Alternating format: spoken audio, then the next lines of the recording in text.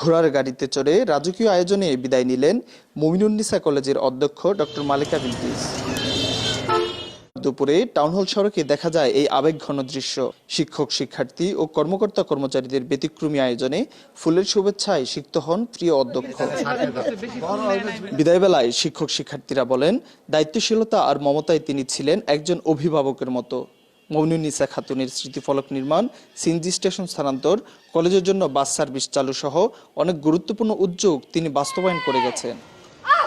Academic উন্নয়ন থেকে শুরু করে কলেজের ভৌত অবকাঠামোগত এবং সৌন্দর্য বর্ধন সকল ক্ষেত্রে ম্যাডাম অত্যন্ত আন্তরিকতার সাথে কাজ করেছেন। ঘোড়ার গাড়িটা এটা খুবই মিনিমাম একটা কস্টে, কিন্তু আনন্দটা অনেক অনেক লাখ লাখ টাকার। উনি যে খুশি হয়েছেন বা ওনাকে আনন্দ দিতে পেরেছি, এটাই আমাদের পরম সৌভাগ্য। শিক্ষার্থী এবং যে ছাত্রীর যে গণ্ডি থাকে, সেই গণ্ডিটাকে তিনি সীমাবদ্ধ না রেখে একদম মায়ের মতো করে আমরা যখন যে আবদার নিয়ে যেতাম, তিনি সেটা ওনার জায়গা থেকে সর্বোচ্চ চেষ্টা করতেন। আমরা ম্যামের বিদায় না, আমরা হচ্ছে ম্যামের যে আদর্শগুলো আছে ওগুলো আমরা সারা জীবন ধরে রাখার চেষ্টা করব। আর দোয়া করবো যে ম্যাম যেখানে থাকুক না কেন সুস্থ থাকুক, ভালো থাকুক।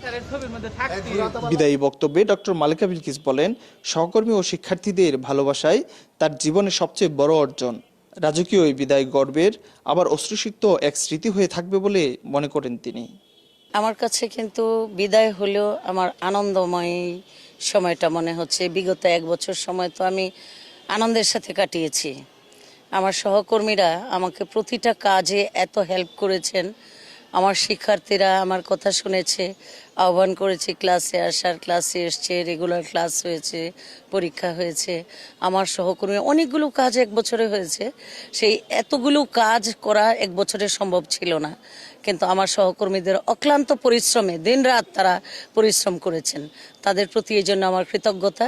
1 বছর হলেও আজকে বিদায়ের সময়ে আমি আনন্দিত যে কিছু না কিছু সামান্য হলেও কিছু করতে পেরেছি। এটাই আমার বড় আনন্দ। নাজমুস সাকিব, চ্যানেল 24, ময়মনসিংহ।